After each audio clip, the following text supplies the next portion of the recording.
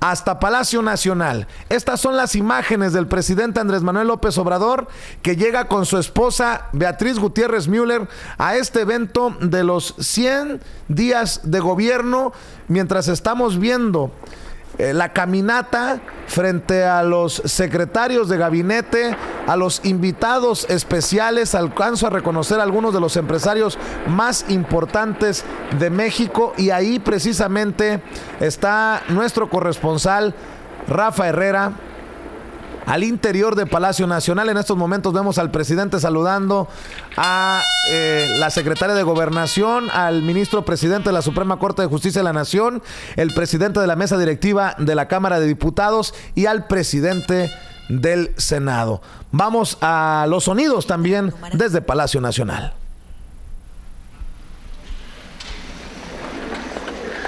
Preside esta ceremonia del informe de 100 días de gobierno el presidente constitucional de los Estados Unidos mexicanos, licenciado Andrés Manuel López Obrador.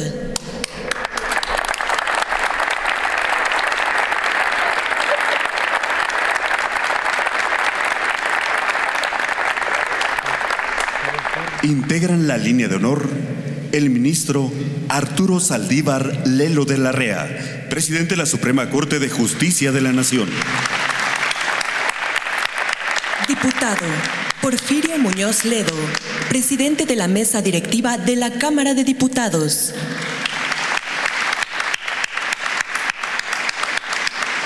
Senador Martí Batres Guadarrama, presidente de la mesa directiva de la Cámara de Senadores.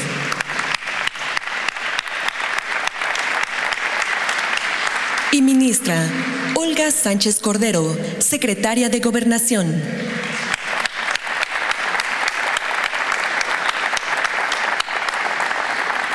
También nos acompañan integrantes del Gabinete Legal y Ampliado del Gobierno de México, gobernadores de diferentes entidades federativas, representantes de medios de comunicación y público en general. Sean todos bienvenidos. Escuchemos el mensaje que dirige el licenciado Andrés Manuel López Obrador, presidente constitucional de los Estados Unidos mexicanos. Amigas, amigos todos, licenciado Arturo Saldívar Lelo de la Rea, presidente de la Suprema Corte de Justicia de la Nación, licenciado Porfirio Muñoz Ledo, presidente de la Cámara de Diputados, licenciado Martí Batres Guadarrama, presidente del Senado de México, Claudia Sheinbaum Pardo, jefa de gobierno del Distrito Federal,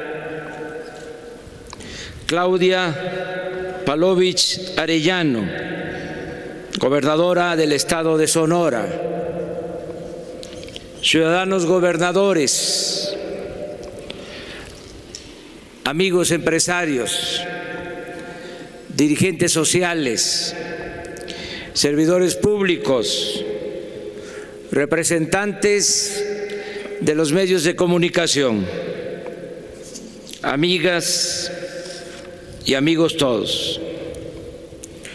Informo a ustedes y a la población en general sobre lo conseguido hasta ahora por el gobierno democrático para hacer realidad la cuarta transformación de la vida pública de México.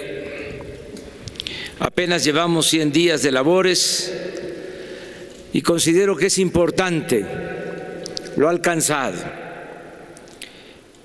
En este tiempo he visitado las 32 entidades federativas y he presidido reuniones informativas en 90 municipios. Hemos establecido como forma de trabajo la celebración de reuniones diarias de seguridad pública de lunes a viernes de 6 a 7 de la mañana.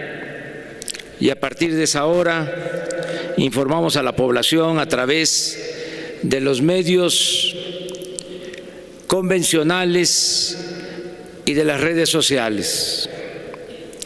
Por lo general, los fines de semana los dedicamos a visitar las distintas regiones del país para recoger los sentimientos de la gente y constatar los avances de los programas de desarrollo y bienestar. A diferencia de lo ocurrido con las tres anteriores transformaciones, la independencia, la reforma, la revolución, la cuarta transformación no ha requerido de una nueva constitución, pero sí de profundas reformas legales para ajustar el marco jurídico a las nuevas realidades y circunstancias. Hasta hoy se han aprobado tres importantes reformas constitucionales: la ley de extinción de dominio para la expropiación expedita de bienes que son producto de la corrupción y de la violencia, los cuales se destinarán al bienestar de nuestro pueblo. También se modificó el artículo 19 de la Constitución para tipificar como delitos graves y sin derecho a fianza los actos de corrupción, el robo de combustible y el fraude electoral, entre otros. Aquí abro un paréntesis para subrayar que no fue casual que la corrupción durante mucho tiempo no se considerara delito grave. ¿Saben cuándo se reformó el Código Penal para quitar la gravedad a todos los hechos de corrupción? El 10 de enero de 1994, en pleno auge neoliberal o neoporfirista, así o más claro. Además, ya se aprobó en el Congreso de la Unión y en la mayoría de las legislaturas locales la reforma constitucional para la creación de la Guardia Nacional, que tiene como principal objetivo garantizar la seguridad pública para todos los mexicanos. Está en proceso de aprobación en las cámaras de diputados y senadores la reforma para eliminar el fuero constitucional del presidente de la República y que el presidente pueda ser juzgado en funciones por hechos de corrupción y otros delitos. También se están proponiendo modificaciones que establecerán el derecho efectivo de los ciudadanos a la consulta popular, a la revocación del mandato, y está por aprobarse la ley de austeridad republicana. En el terreno del bienestar se ha propuesto al Congreso cancelar la mal llamada reforma educativa y estamos por enviar la iniciativa de ley para hacer efectivo el derecho del pueblo a la salud. En fin, a mediados de este año lograremos contar con el marco legal indispensable para llevar a la práctica la cuarta transformación de la vida pública del país. En este proceso hemos contado con el apoyo de legisladoras y legisladores de todos los partidos. Expreso a todas y a todos ellos mi agradecimiento sincero. En estos poco más de 3 meses hemos mantenido una relación de respeto a las autonomías de los otros poderes y a las autoridades estatales y municipales. Y esa conducta la mantendremos a lo largo de todo el sexenio. Estamos empeñados en establecer un auténtico Estado de Derecho. Seguiremos apegándonos al principio de que al margen de la ley nada y por encima de la ley nadie. La Presidencia de la República no tiene partido ni privilegia a dirigentes o representantes de sindicatos, organizaciones sociales o grupos de intereses creados. El gobierno es de todas y de todos los mexicanos y su función principal es hacer valer la justicia y buscar el bienestar y la felicidad del pueblo. También hemos sido respetuosos de las libertades. Nadie ha sido afectado por su manera de pensar, por su ideología, por su creencia religiosa, por su cultura o por su preferencia sexual. Nuestro gobierno promueve y respeta los derechos humanos y está decidido a cumplir el compromiso de averiguar el paradero de los jóvenes desaparecidos en Ayotzinapa. Ya se constituyó la Comisión de la Verdad y deseo con toda mi alma que pronto se obtengan resultados. También seguimos atendiendo a familiares de víctimas de la violencia. Estamos protegiendo a periodistas y ciudadanos amenazados de muerte. Se atiende con respeto a migrantes centroamericanos y a todos los migrantes del mundo. Se canceló la cárcel de las Islas Marías y sus tierras y sus aguas se convertirán en un centro ecológico donde acamparán niñas, niños, jóvenes para estudiar y convivir con el medio ambiente. Asimismo, se abrieron los archivos de la antigua Dirección Federal de Seguridad. Desaparecieron el CISEN y el Estado Mayor Presidencial. Y lo que considero más importante, mantenemos la firme convicción de no permitir que el Estado sea utilizado para fabricar delitos a opositores y a nadie, o para espiar, perseguir, torturar o masacrar al pueblo.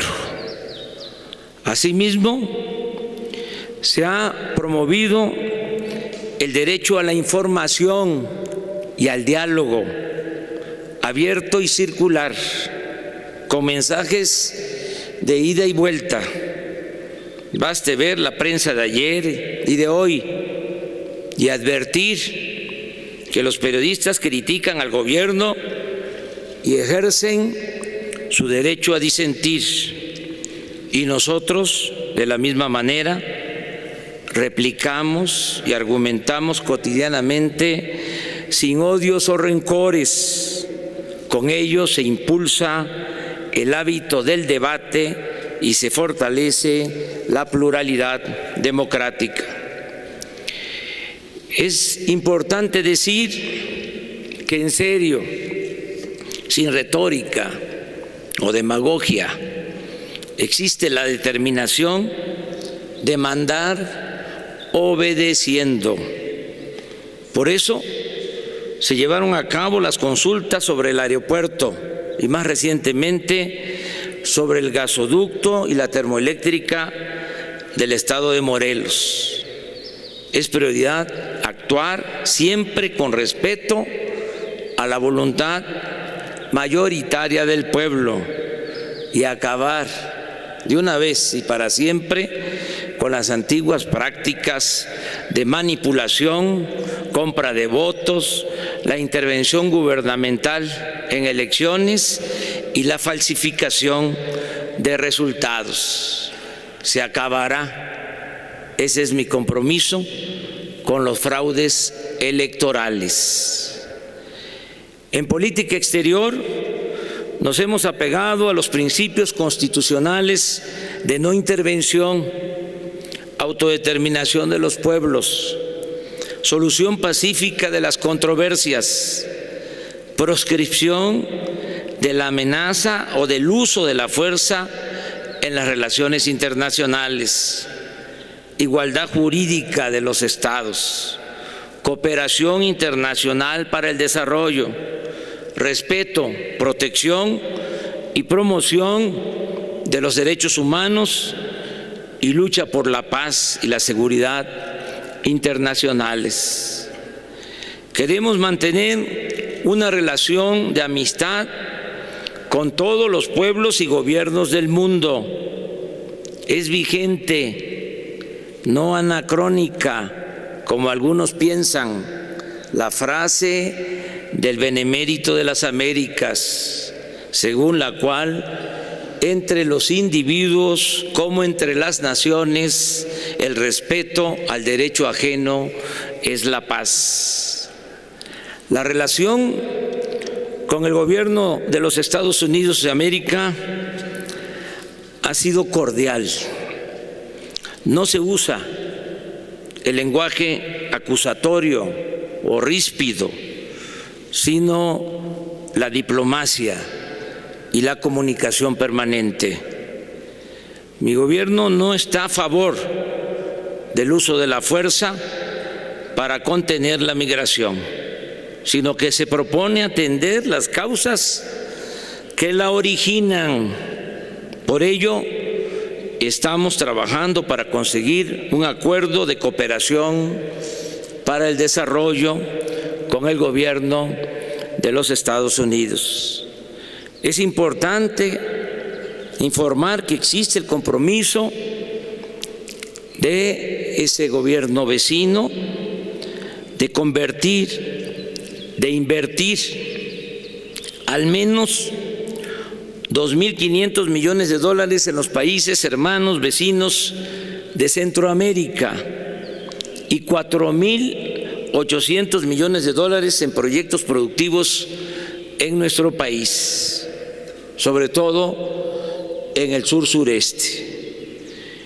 Esta política se enmarca en la propuesta de crear cortinas de desarrollo de sur a norte para convertir la migración en voluntaria, no un acto forzado por la carencia, la inseguridad o la falta de perspectivas.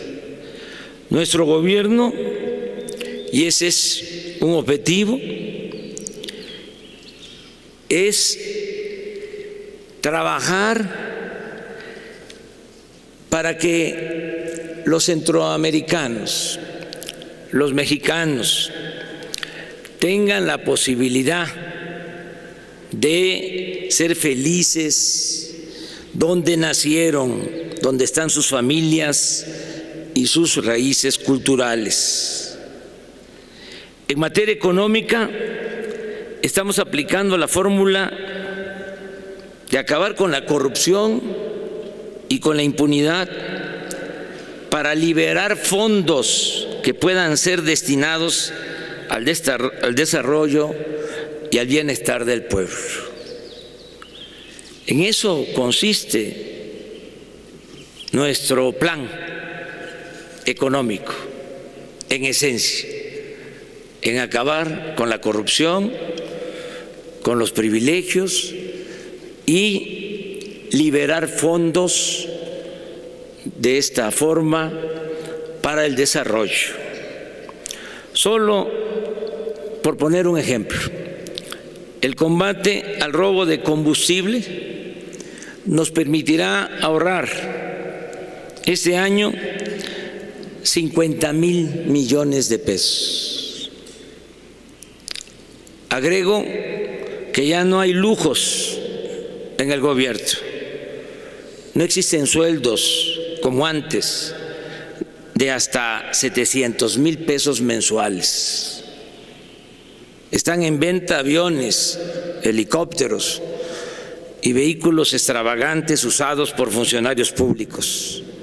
No se rentan oficinas de lujo y nadie tiene servicio médico, cajas de ahorro y seguros privados con cargo al erario. Se acabaron los privilegios de la otrora burocracia dorada. De esta forma, el presupuesto nos va a rendir mucho más. Si antes se pagaba por una obra, una compra, un servicio 100 millones de pesos, ahora nos cuesta como máximo la mitad. Solo en adquisiciones tenemos calculado ahorrar alrededor de 200,000 millones de pesos. Al desterrar la corrupción evitaremos fugas por alrededor de 300,000 millones de pesos. Y el plan de austeridad nos permitirá liberar fondos para el desarrollo por 200,000 millones de pesos. Así pues, dispondremos de una bolsa adicional para lo que se necesite de 700,000 millones de pesos durante el presente año.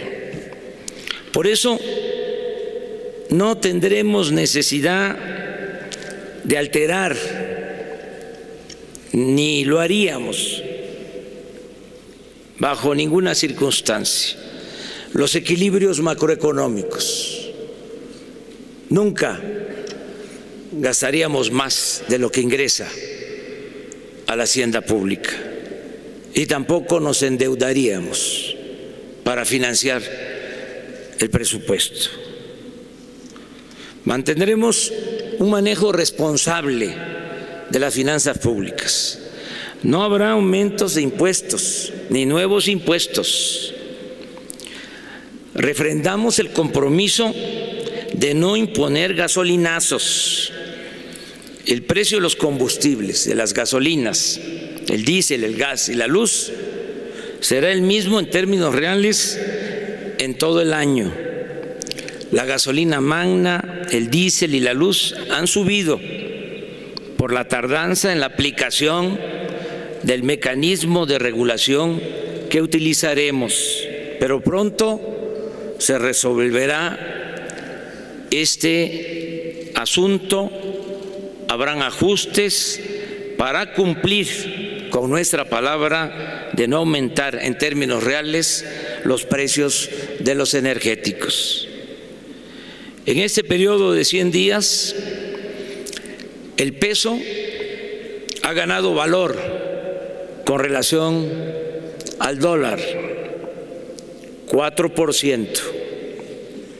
La inflación ha bajado de 5.9 a 4.4% en promedio. La confianza del consumidor ha alcanzado máximos históricos de 120 puntos. En el primer bimestre de 2019, la recaudación del gobierno federal sumó 703,900 millones de pesos, cifra 8,000 millones de pesos por encima de lo programado en la Ley de Ingresos de este año y 2.6% mayor en términos reales a lo observado en el mismo periodo de 2018. En particular, destaca la recaudación del impuesto sobre la renta, la cual creció 3.2% en términos reales. Estoy seguro que la confianza de los contribuyentes en el manejo honrado de sus impuestos nos permitirá superar con creces la meta establecida. Además, el combate a la corrupción hará posible un incremento en los ingresos en Pemex y en la Comisión Federal de Electricidad. La economía, afortunadamente, está en marcha. Aún crece poco, pero no hay ni asomo de recesión, como quisieran nuestros adversarios conservadores o como pronostican con mala fe sus analistas. Se van a quedar con las ganas.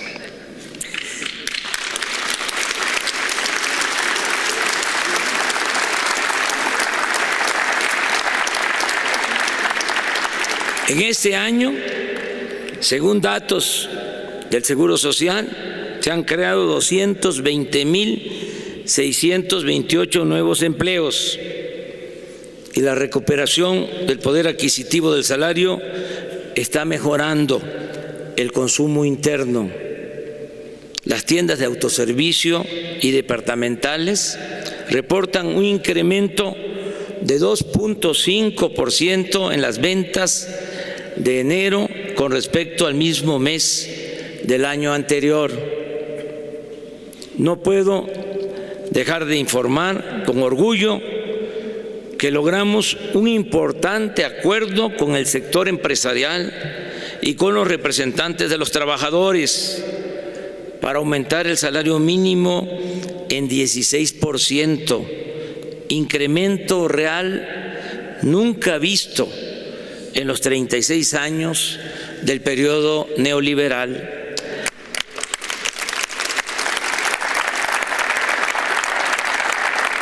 Aquí quiero decir que la nueva política laboral de recuperación de la pérdida del poder de compra de los asalariados no puede rendir frutos espectaculares de la noche a la mañana. Tiene que aplicarse en forma lenta, pero sostenida. Debe ser un proceso ascendente, pero gradual, que no dañe a las empresas, que no provoque inflación y que no afecte la economía nacional.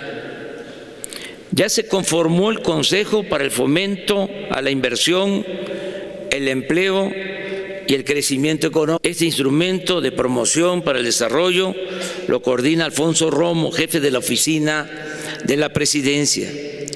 Estamos conscientes del escepticismo natural sobre nuestro objetivo de lograr un crecimiento anual promedio del 4% durante el sexenio, el doble de lo que se alcanzó en los 36 años del periodo neoliberal. Acepto el reto porque hay confianza entre inversionistas nacionales y extranjeros. Hace unos días, Carlos Salazar Lomelín, presidente del Consejo Coordinador Empresarial, expresó que el sector privado nos apoyará para lograr este propósito en beneficio de México. Asimismo, tengo la convicción, estoy absolutamente seguro que el combate a la corrupción, que implica, entre otras cosas, acabar con el influyentismo, los sobornos y el burocratismo, permitirá que la inversión productiva se aplique pronto y con eficiencia. Y vamos a crecer porque habrá promoción para el desarrollo. Y la inversión pública se convertirá en capital semilla para atraer inversión privada, nacional y extranjera. Inclusive vamos a promover la creación de sociedades de inversión y empresas con la participación del sector público, privado y social. Informo que estamos por licitar proyectos estratégicos. Expongo algunos ejemplos. En abril se publicará la convocatoria para la construcción del Tren Maya. Esta importante obra, que beneficiará a los estados de Quintana Roo, Yucatán, Campeche, Tabasco y Chiapas, implica construir 1.500 kilómetros de nuevas vías férreas, de trenes para turistas, pasajeros nacionales y transporte de carga. La inversión estimada se calcula entre 120 y 150.000 millones de pesos. Y solo en la construcción se crearían alrededor de 300.000 empleos directos. En 4 años, una vez terminada esa importante red de comunicación, se tendrá una capacidad para trasladar a 3 millones de visitantes al año y aumentaremos la afluencia de turistas a las zonas arqueológicas del mundo maya y a las ciudades de Chetumal, Mérida y Campeche. Lo mismo puedo decir del desarrollo integral del Istmo de Tehuantepec. Ya tenemos el presupuesto para la ampliación de los puertos de Salina Cruz y Coatzacoalcos y para la modernización de las vías del tren de carga de contenedores que conectarán las costas del Océano Pacífico con las del Golfo de México. Estamos en la fase de consulta a las comunidades y en la elaboración de proyectos para lanzar las licitaciones. Tengamos presente que esta angosta franja de 230 kilómetros en línea recta de nuestro territorio será una vía de comunicación parecida al Canal de Panamá y con algunas ventajas importantes, adicionales. Tendremos disponibilidad de gasolinas y diésel de las refinerías de Salina Cruz y Minatitlán. Se utilizará el ducto ya existente de Pemex para transportar gas. Se cuenta con energía eléctrica y a ello debe agregarse que todo el istmo se convertirá en zona libre o franca. Es decir, se reducirán los impuestos y el precio de los energéticos para propiciar la instalación de parques industriales que generen suficientes empleos y buenos salarios. Todo ello con la participación y beneficio para los pueblos y con absoluto respeto al medio ambiente. Hemos avanzado en el proyecto de construir 2 pistas en el aeropuerto de Santa Lucía. Nos ha llevado algún tiempo cancelar los compromisos que se habían hecho en la construcción del aeropuerto del Lago de Texcoco, pero hemos avanzado. Mediante la operación de recompra se liquidaron casi 1/3 de los bonos y regresamos el dinero a inversionistas. El monto restante seguirá operando en sus condiciones originales. Solo nos falta la liquidación que haremos puntualmente a las empresas constructoras y en eso estamos. Aún con el costo que implica cancelar esta obra, estoy convencido, lo puedo probar, de que fue la mejor decisión y menciono algunas razones. En ese sitio, en el lago de Texcoco, siempre íbamos a padecer de hundimientos. Nos iba a costar mucho el mantenimiento de ese aeropuerto. Vamos a resolver la saturación del actual aeropuerto de la Ciudad de México en menos tiempo, en 3 años, con una solución de largo plazo, de mejor calidad, sin corrupción y con un ahorro de más de 100,000 millones de pesos para el pueblo de México.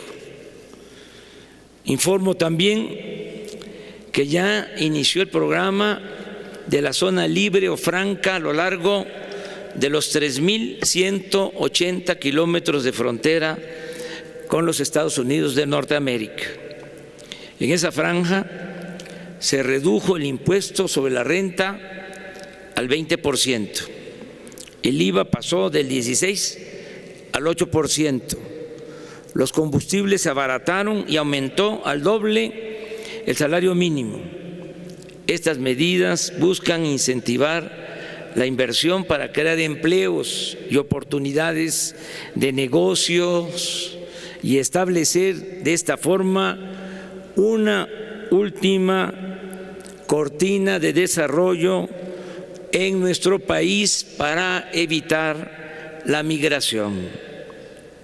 El día de hoy publicaremos las prebases para licitar la concesión de 50,000 kilómetros de líneas de fibra óptica de la Comisión Federal de Electricidad para comunicar por Internet a todos los municipios y a los pueblos más apartados y marginados del país. La contraprestación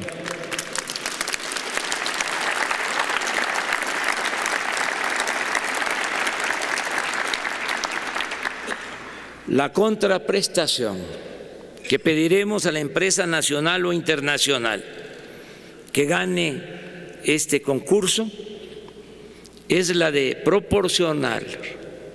proporcionar Internet gratuito en plazas, escuelas, centros de salud y otros sitios públicos.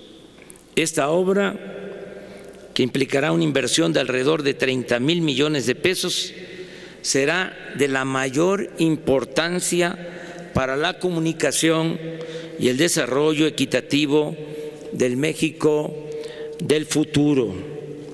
Aquí repito, porque se habla mucho de la innovación tecnológica. Nosotros queremos la modernidad, pero forjada desde abajo y para todos. Nos hemos propuesto rescatar la industria petrolera y eléctrica de la nación. Ese sector fue, durante el periodo neoliberal, saqueado impunemente. Padeció de abandono, corrupción, de ineficiencias. El proceso de desmantelamiento y pillaje en este sector se profundizó y buscó legalizarse con la llamada reforma energética, que ha resultado un rotundo fracaso. Baste decir que a 4 años de su aprobación, y ahí están los datos, esto no es un asunto ideológico.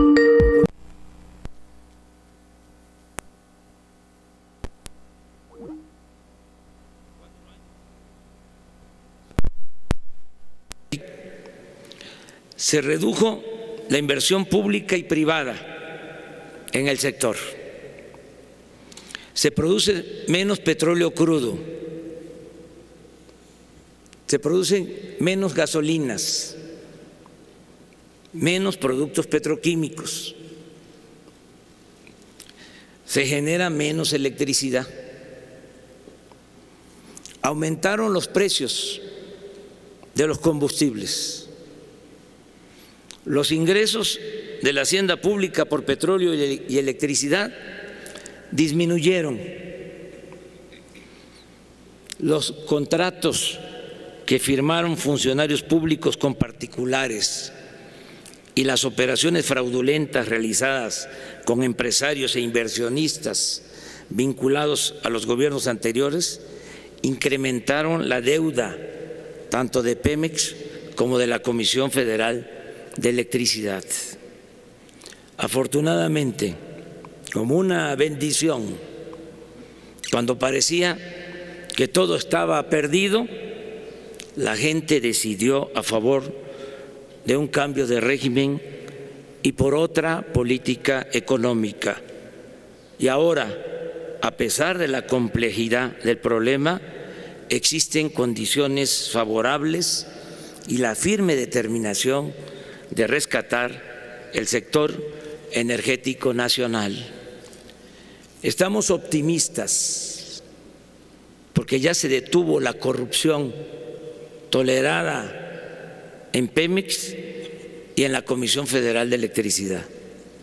Gracias a ello y al plan de austeridad del gobierno y de dichas empresas, estamos invirtiendo más para la producción de petróleo, para la refinación y para la generación de energía eléctrica.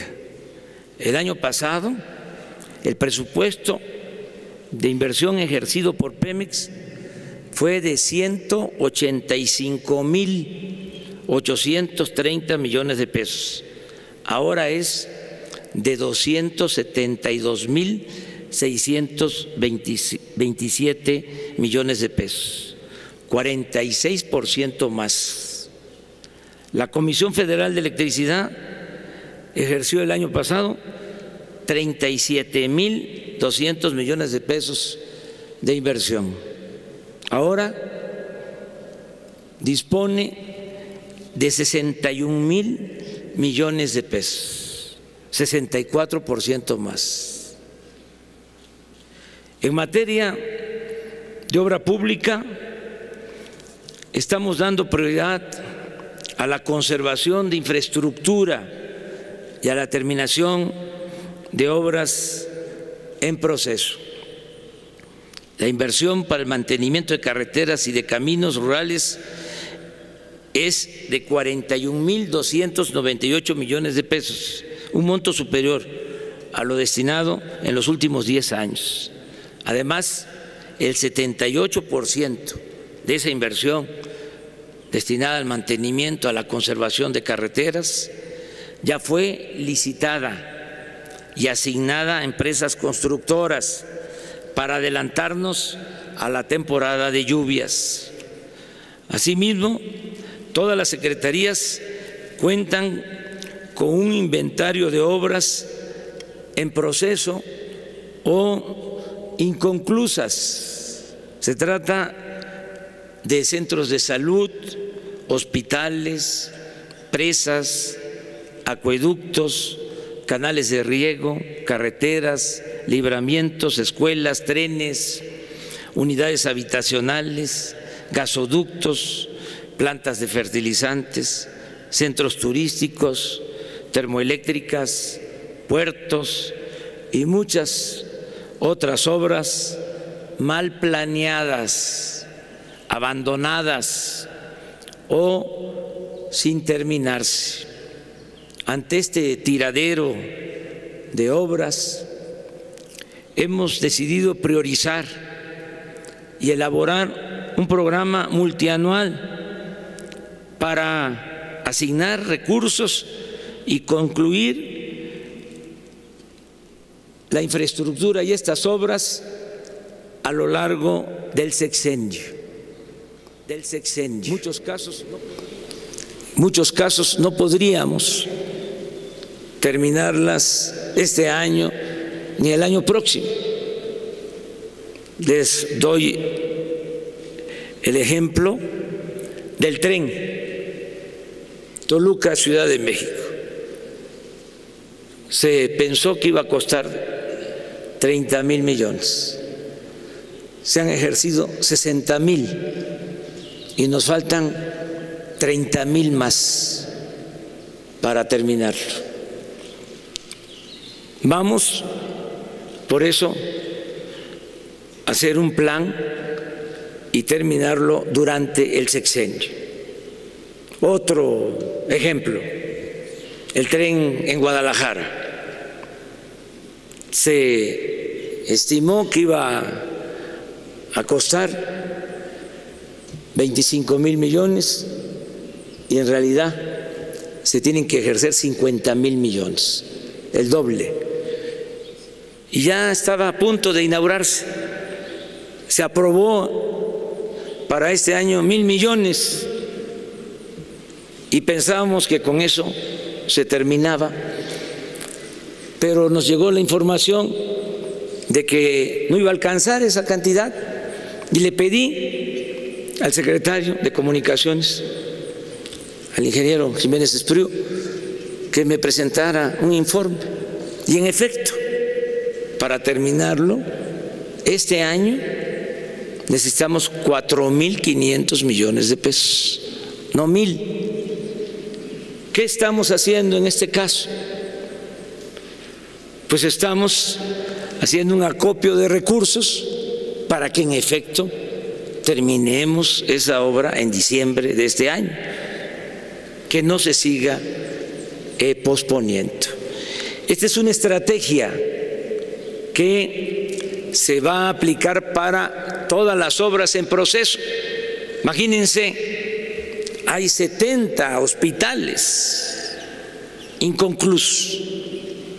No los podríamos terminar este año ni el año próximo.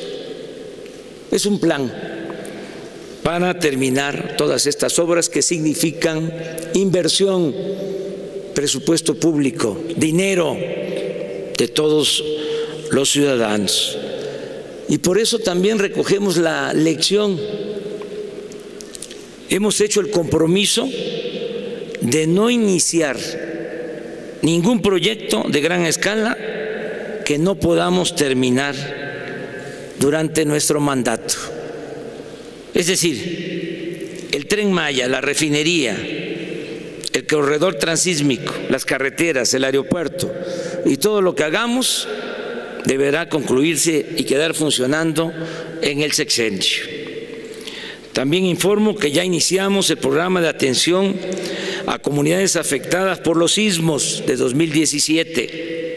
De igual manera, hemos comenzado con el programa de mejoramiento urbano y vivienda en 14 municipios del país, tanto en municipios de la frontera como en las ciudades turísticas, para aminorar el contraste entre zonas turísticas con hoteles de gran lujo y colonias marginadas.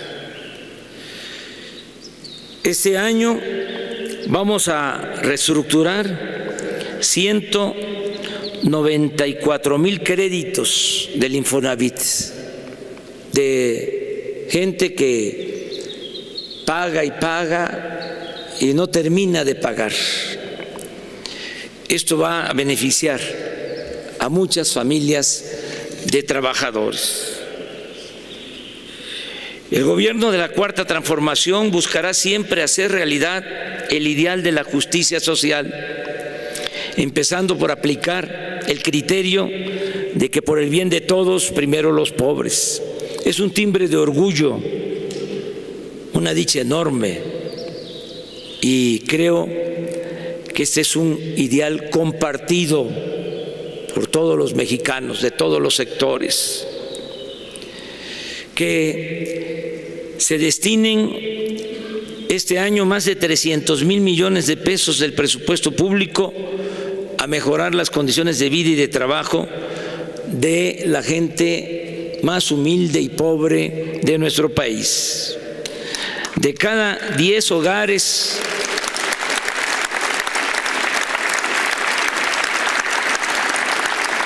pobres de México, en 7 llegará este año, cuando menos, un apoyo para el bienestar.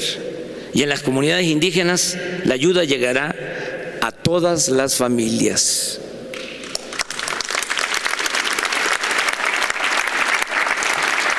En el acto del Zócalo, el día 1 de diciembre, hice 100 compromisos con el pueblo de México, repasándolos al día de hoy, y vamos a entregar los anexos correspondientes. Ya 62 de esos 100 compromisos se han convertido en hechos y 38 están en proceso de cumplirse. El primero de los 100 compromisos ya lo estamos llevando a cabo. Consiste en que todos los programas de bienestar tienen como población preferente a las comunidades indígenas de México. Prueba de ello es que ya iniciamos la construcción de caminos en 47 municipios de usos y costumbres de Oaxaca. La pensión para adultos mayores se duplicó. Ahora se entregan 2,550 pesos bimestrales, no 1,160 como antes, hasta diciembre. Asimismo, este derecho se aplica de manera universal y beneficia a jubilados y pensionados del ISSSTE, del Seguro y de otras instituciones que eran excluidos. Hasta hoy han recibido su ayuda de manera directa o están por hacerlo 13 millones de personas. Y hago el compromiso de que para el próximo informe trimestral estarán siendo apoyados de esta manera 18 millones de beneficiarios. Ya están trabajando como aprendices 82,142 jóvenes que reciben capacitación en empresas, comercios y talleres y se les pagan 3,600 pesos mensuales. Y cada mes se incorporarán 100,000 jóvenes más con sus respectivos tutores, quienes no solo los capacitan en oficios o profesiones, sino que les inculcan conductas correctas y solidarias. Es satisfactorio poder decir que 817,583 personas con discapacidad y en especial niñas y niños pobres han sido censados en comunidades y colonias y ya están empezando a recibir 2,550 pesos bimestrales de pensión. Se entregarán 9 millones de becas mensuales a estudiantes pobres de todos los niveles escolares, con una inversión de 60,000 millones de pesos, como nunca se había hecho en la historia de México. Se están regularizando los programas de estancias infantiles y CENDIS en beneficio de niñas y niños de madres trabajadoras y de niños de preescolar. Todos los apoyos se entregarán de manera directa. Por eso se está levantando casa por casa un censo para el bienestar. Primero se identifica a las personas que recibirán la ayuda. Posteriormente se le entrega a cada persona beneficiada una tarjeta bancaria y así obtiene lo que por derecho y justicia le corresponde. Por la corrupción que prevalecía en el manejo de los programas sociales, decidimos que el dinero del presupuesto, que es dinero del pueblo, no se entregara a intermediarios, sean organizaciones sociales, civiles o fundaciones de ninguna índole. Todo ello para evitar simulaciones, los llamados moches, el piquete de ojo o cualquier otra forma de tranzas o desvíos de recursos destinados a la gente. Reconocemos una gran importancia a la economía popular o microeconomía y con ello vamos a lograr que haya crecimiento y bienestar.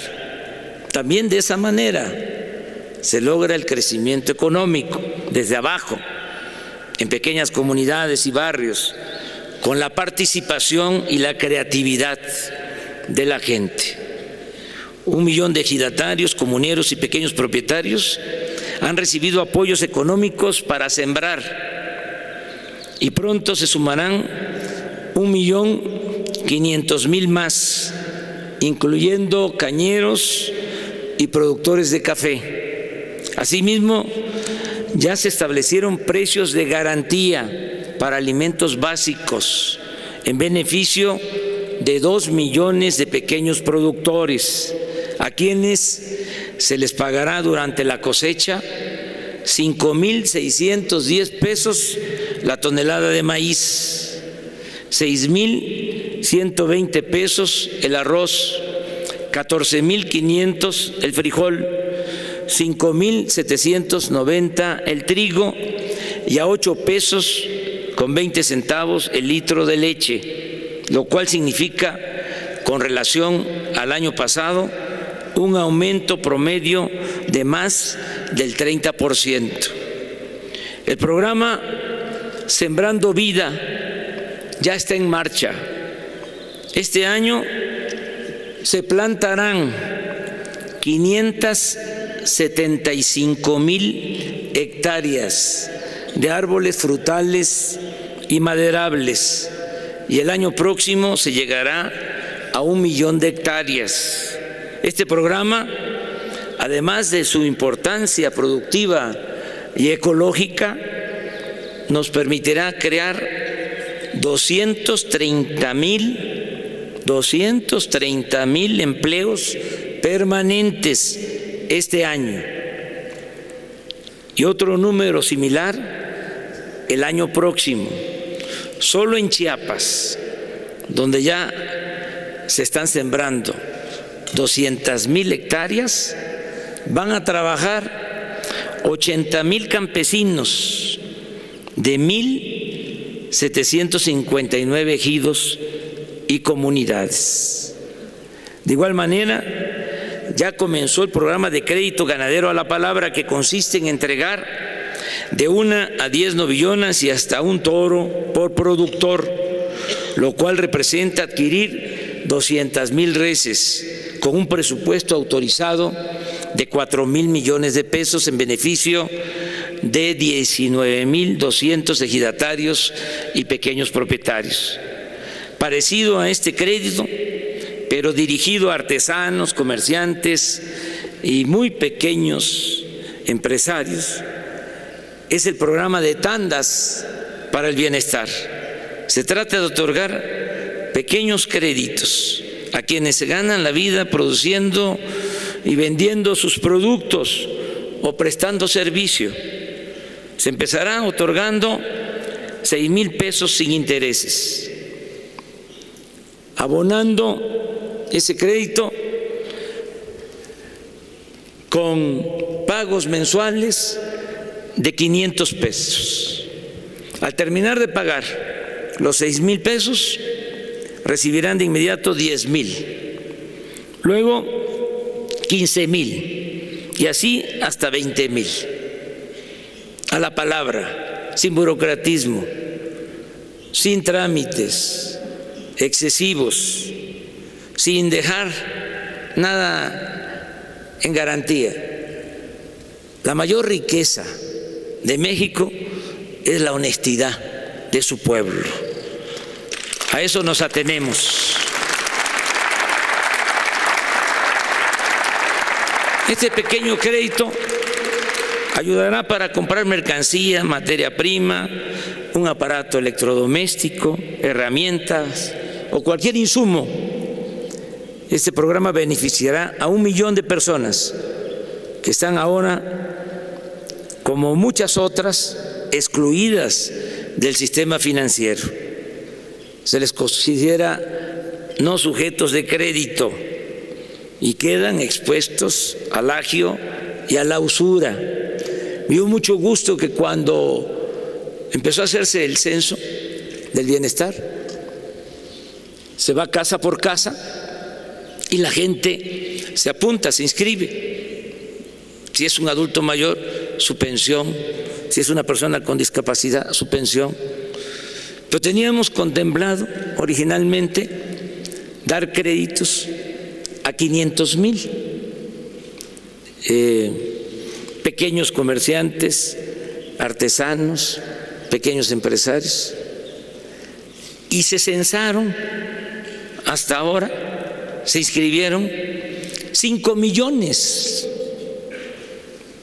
Tenemos esas solicitudes y es un gran motivo de satisfacción. Da mucho gusto el que la gente esté pidiendo apoyo para salir adelante, para trabajar, para buscarse la vida.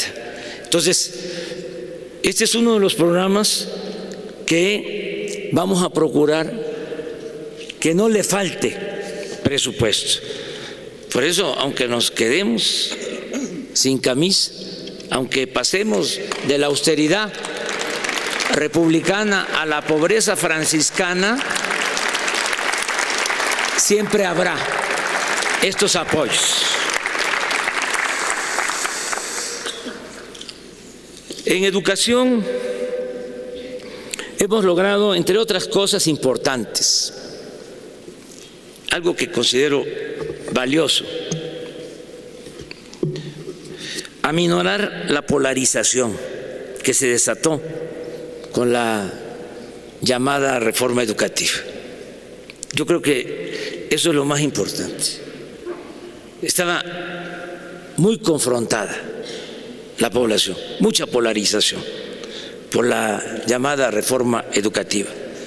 Actualmente hay respeto a los trabajadores de la educación y a partir de este nuevo proceder vamos a garantizar en la práctica y con la participación de los maestros, no se podría hacer de otra manera, de los padres de familia y de los especialistas o pedagogos, que mejore la educación en cobertura y en calidad.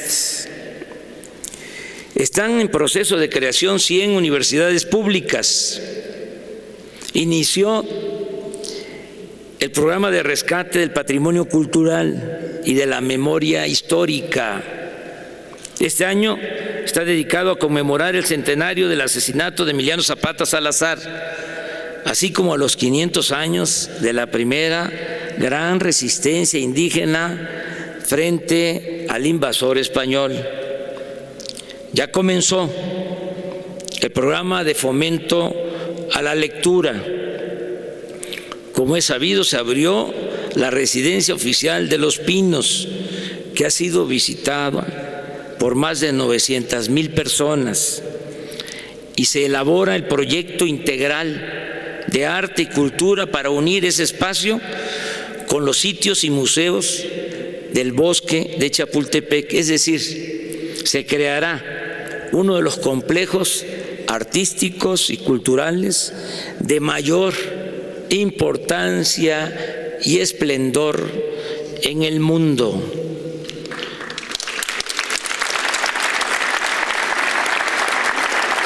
También hemos avanzado en el terreno deportivo. Fue un acierto poner como directora de la Comisión Nacional de Cultura Física y Deporte, CONADE, a la medallista olímpica Ana Guevara. Ella está impulsando todas las prácticas y disciplinas deportivas y ya se estableció la comisión especial, Alfredo, para el fomento al béisbol, la caminata y el boxeo. En materia de salud, estamos trabajando para mejorar de fondo y de manera integral la atención médica y el abasto de medicamentos. Vamos a sustituir el llamado seguro popular, que ni es seguro ni es popular, por un nuevo sistema de salud con atención médica de calidad y con un cuadro completo de medicamentos gratuitos, no solo los del denominado cuadro básico.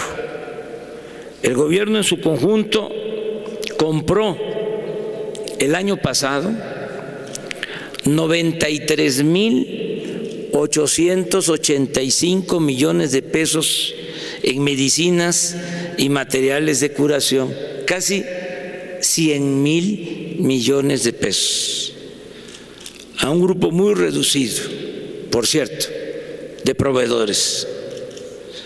Tan solo el gasto en medicamentos y material de curación adquirido por el ISSSTE y el Seguro Social significó en 2018 una erogación de 54.940 millones de pesos, que fue suministrado en un 63% por solo 3 proveedores. Pero lo peor es que en los centros de salud y hospitales no existe abasto suficiente de medicamentos. A causa de la corrupción que ha imperado en este sector, sobre todo, insisto, en la compra de medicinas, el servicio que hoy se ofrece en centros de salud y hospitales es de pésima calidad. Estoy consciente que es uno de los problemas más importantes que tenemos y que vamos a resolver más temprano que tarde. En este poco tiempo hemos definido con hechos la política de protección al medio ambiente. Decidimos no aprobar la siembra de maíz transgénico, no extraer petróleo o gas con el método del fracking. Se canceló la autorización para la explotación de la mina a cielo abierto Los Cardones en La Paz, Baja California Sur. Y se han establecido garantías de que no se privatizará el agua. Además, se cuidarán y crearán nuevas reservas naturales y se protegerá la flora y la fauna de nuestro territorio. Tenemos que evitar que se destruya el territorio y entregar buenas cuentas a las nuevas generaciones, a nuestros hijos, a nuestros nietos. Estoy convencido de que todo lo que hagamos para reactivar la economía, para producir, para crear empleos y lograr el bienestar material y cultural del pueblo, se traducirá en paz y tranquilidad social. Si hay justicia, habrá seguridad. La violencia, como lo hemos dicho tantas veces, no se debe enfrentar con violencia, sino haciendo el bien. El mal no se puede enfrentar con el mal. El mal se enfrenta con el bien. Los seres humanos no somos malos por naturaleza. Son las circunstancias las que nos empujan a tomar el camino de las conductas antisociales. La construcción de una sociedad mejor, más justa y más humana es la base y el punto de partida de nuestra política de seguridad pública. Así, en el caso del robo de combustible, enfrentamos el fenómeno delictivo atendiendo las causas y garantizando los derechos sociales de la gente que por necesidad se dedicaba a esas actividades y se dejaba arrastrar por bandas de delincuentes comunes y de cuello blanco. Por eso resultó muy triste la tragedia que originó la pérdida de 135 vidas humanas en Tlahualilpan, Hidalgo.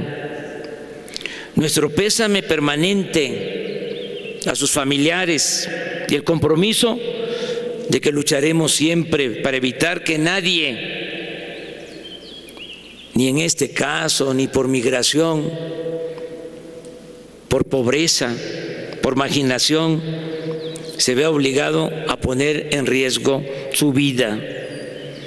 El problema de la inseguridad y de la violencia lo vamos a ir enfrentando, como ya dijimos, con justicia, pero también con responsabilidad, organización, perseverancia, inteligencia y coordinación. Fue un importante avance el que se haya aprobado la reforma constitucional para crear la Guardia Nacional. Antes de esa reforma, el presidente solo podía, en el marco de la ley, disponer de 10,000 efectivos de la Policía Federal para hacer frente al grave problema de inseguridad que se padece en el país. No olvidemos que el Ejército y la Marina no podían hacer labores de seguridad pública y que estaban dedicados básicamente a la realización de operativos contra el narcotráfico. En los hechos, la población del país se encuentra en estado de indefensión. Esto explica en parte, no es justificación, el por qué solo se ha logrado contener la incidencia delictiva, pero no reducirla significativamente como lo deseamos. Digo esto porque se mantiene prácticamente el mismo número de homicidios y de robos de vehículos de antes de que llegáramos al gobierno. En homicidios, el promedio diario de enero a noviembre de 2008 fue de 91.3 homicidios diarios, y de diciembre a marzo de 2019 ha sido de 88.2. El robo de vehículo en el mismo periodo del gobierno anterior fue de 669.6 robos diarios de vehículos y ahora 636.1. En el robo de combustible sí se redujo la cifra y hay buenos resultados. Y esto es un ejemplo de que se puede, porque en el caso del robo de combustible unimos todas las fuerzas y trabajamos de manera conjunta y se logró avanzar. Este ilícito pasó de 81,000 barriles diarios sustraídos ilegalmente en noviembre del año pasado, 81,000 barriles diarios, a solo 15,000 barriles como resultado del operativo conjunto para cerrarle el paso a este tolerado y peligroso delito. Por eso estoy seguro que cuando se avance más con los programas de bienestar y logremos con la Guardia Nacional la suma de elementos, son 220,000 elementos del Ejército, 40,000 de la Marina, más los 10,000 efectivos de la Policía Federal, todos juntos en 266 coordinaciones en todo el país. Esta suma de elementos, de recursos, de voluntades, el que tengamos presencia en todo el territorio nacional, permitirá proteger a la gente y se reducirá sustancialmente el número de homicidios, robos, secuestros y otros delitos. Aquí es el momento de reconocer el trabajo eficaz, las desmañanadas de los integrantes del Gabinete de Seguridad Pública, incluida la secretaria de Gobernación, que desde antes de las 6 de la mañana está en estas reuniones del Gabinete de Seguridad, encabezado este gabinete con mucha eficacia y eficiencia por Alfonso Durazo. Y al mismo tiempo es el momento de agradecer a las Fuerzas Armadas, al Ejército, a la Marina, al general secretario, al almirante, por su apoyo comprometido, su apoyo al pueblo de México en estas tareas, y agradecer por su lealtad a la patria. Amigas y amigos, aunque todavía es el comienzo del camino hacia el progreso con justicia, ya empezamos a escribir el prólogo de la gran obra de transformación nacional.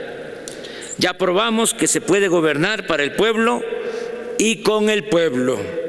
Ahí está la actitud solidaria, fraterna de la gente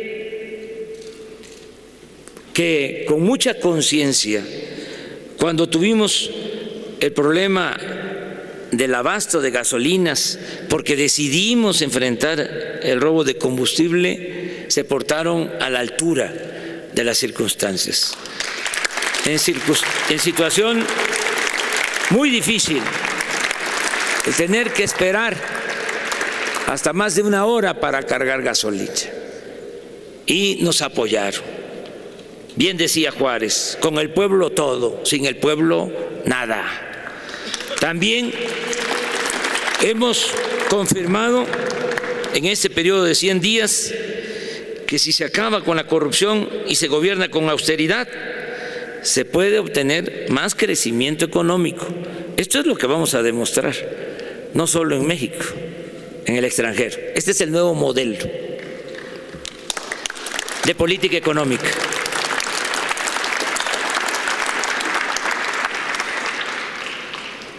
Si se acaba con la corrupción y se gobierna con austeridad, se puede obtener más crecimiento económico. Pero también, ¿qué es lo más importante? Más desarrollo, bienestar, y se adquiere mayor autoridad política y moral. Estamos en lo dicho, vamos a convertir a México en una potencia económica con dimensión social, porque tenemos muchos recursos naturales, contamos con un pueblo bueno, honesto y trabajador, y el gobierno sabrá estar a la altura de las circunstancias. Agradezco la confianza del pueblo de México, de todos los sectores. Agradezco en especial la confianza de los empresarios.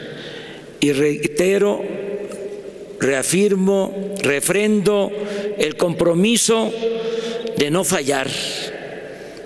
Nunca jamás claudicaré, antes muerto que traidor.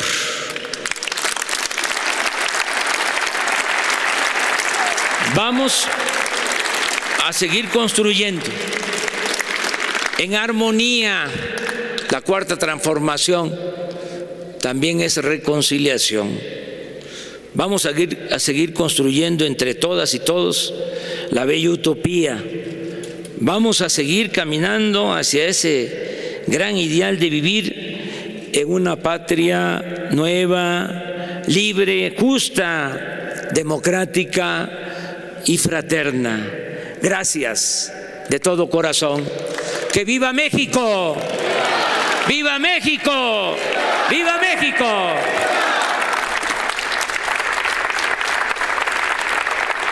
Es el mensaje del presidente Andrés Manuel López Obrador, el discurso por sus primeros 100 días de gobierno, un discurso importante, Toño. Vemos las imágenes precisamente de Palacio Nacional, en donde invitados, colaboradores están reunidos para celebrarle esos primeros 100 días de gobierno.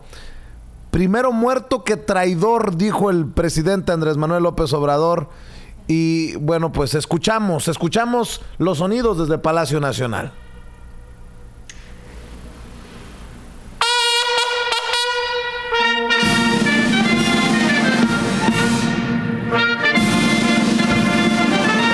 Escuchamos el himno nacional mexicano.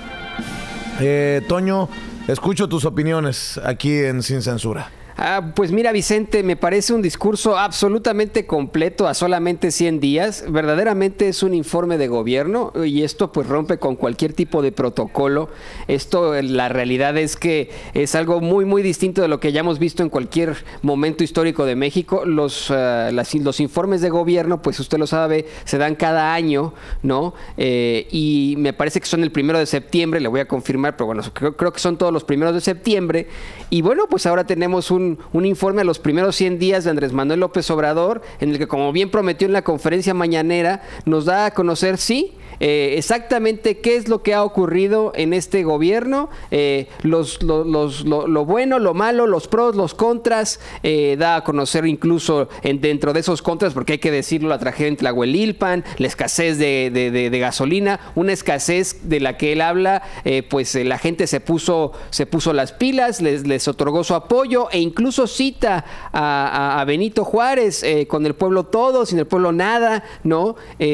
Habla pues de exactamente esos 100 días de gobierno, y creo que me parece que es un discurso muy, muy completo, un discurso del que te digo, se habla con pros y se habla con contras. Y sin tanta parafernalia, ¿no? Recordaremos, vamos a ver las imágenes, a escuchar los sonidos desde Palacio Nacional, la parafernalia que utilizaba Enrique Peña Nieto. Aquí ni teleprompter lo lee de lo que lleva escrito, de un papel. Y bueno, pues así las imágenes desde Palacio Nacional. Se agradece la asistencia del presidente de la República, así como de los funcionarios e invitados que lo acompañaron. Que tengan todos un excelente día. Y yo rescato, le digo lo que dijo: primero muerto que traidor. Él insiste que no va a fallar. Y bueno, a la brevedad nos enlazaremos con nuestro corresponsal Rafael Herrera, quien está ahí en Palacio Nacional al pendiente, y a la brevedad, le decía, nos enlazaremos con él para que nos dé sus impresiones acerca de este largo discurso del presidente Andrés Manuel López Obrador, quien saludó en el presidio, en los lugares de honor, a Porfirio Muñoz Ledo, presidente de la mesa directiva de la Cámara de Diputados, a Martí Batres, su contraparte en el Senado. Saludó a Olga Sánchez Cordero, la secretaria de Gobernación, y a Arturo Saldívar, el ministro presidente de la Suprema Corte de Justicia de la Nación. 100 días de gobierno, los primeros 100 días de gobierno que nos llevan al primer balance, porque él mismo, el presidente Andrés Manuel López Obrador, hace un balance con este discurso sobre los hechos. Primeros 100 días de gobierno del presidente Andrés Manuel López Obrador, y usted vio y escuchó el discurso en vivo y en directo desde Palacio Nacional en su totalidad, como seguramente no lo presentan las televisoras, las radiodifusoras que son tradicionales. Lo hacemos a través de un espacio como el de nosotros, este espacio Sin Censura, un medio alternativo, un medio independiente. Y yo le pregunto a usted, ¿cuál balance? ¿Qué balance se puede hacer de estos primeros 100 días? ¿Positivo? ¿Negativo? Yo creo que las encuestadoras tienen el sentir de la gente cuando se habla, por ejemplo, hoy, que el periódico El Universal encuentra que la aprobación del presidente Andrés Manuel López Obrador anda por el 80%, o sea que 8 de cada 10 mexicanos aprueba esto que acaba de exponer el presidente Andrés Manuel López Obrador. Y uno se preguntará entonces, ¿cómo es que hay un grupo de oposición de disque contrapeso cuando la gran mayoría de los mexicanos está con la esperanza, está con el compromiso y está respaldando las acciones de gobierno del presidente Andrés Manuel López Obrador, quien hoy, como usted lo vio y lo escuchó aquí en Sin Censura, reconoce también la labor, la parte que le está aportando a este cambio de régimen el pueblo de México. Menciona cómo firmemente apoyaron con el tema del desabasto de gasolina y cómo muchas personas, a pesar de las inconveniencias, a pesar de los problemas, siguieron apoyando al gobierno en este sentido. Más allá de lo que diga la alta jerarquía de la Iglesia Católica, que en estos 100 días de gobierno se sigue la polarización en México, más allá de lo que digan los empresarios, la iniciativa privada, que son 100 días de gobierno de claroscuros, pues la verdad es que el que manda es el pueblo. Como bien lo decías, Toño, la frase de Benito Juárez, con el pueblo todo, sin el pueblo nada, pues es lo que estas bases éticas, estas bases filosóficas, estas bases políticas son las que nadie le puede decir al presidente que no son lo que está guiando a este gobierno. Y mira, Vicente, durante el discurso, informe de gobierno a los 100 días de la toma de posesión, me puse a pensar, estaba yo reflexionando en las palabras de López Obrador, y lo que me venía a la mente es eso, ¿no? Una persona a la que los periodistas lo hemos investigado desde siempre, que incluso el CISEN tuvo su archivo ahí, lo tuvieron investigado como si se tratara pues de un enemigo público, ¿no? Que incluso lo consideraron presidente de un partido comunista, y que la realidad es que nunca le encontraron algo. Nunca le encontraron algo en su contra. Tampoco nosotros periodistas. Si se le hubiera encontrado algo, pues lo hubiera sacado Reforma. Si se le hubiera encontrado algo, lo hubieran hecho ese juicio por el desafuero y lo hubieran encontrado culpable. Nunca se le encontró algo. Es un presidente que en la realidad pues ha sido moral. Y al hacer el comparativo odioso con ese Enrique Peña Nieto, que desde el momento en el que ese Enrique Peña Nieto tiene un gobierno en el Estado de México, un gobierno lleno de irregularidades, que de hecho pues salta a la vista muchísimas cosas que pasaron en ese momento. Intenta él después ser presidente y siguen saliendo a la luz irregularidades. Bueno, pues la verdad es que el comparativo es de lo más odioso, y tenemos, como bien lo mencionas, un personaje que toma la moral como una situación muy muy importante. Así es, y vamos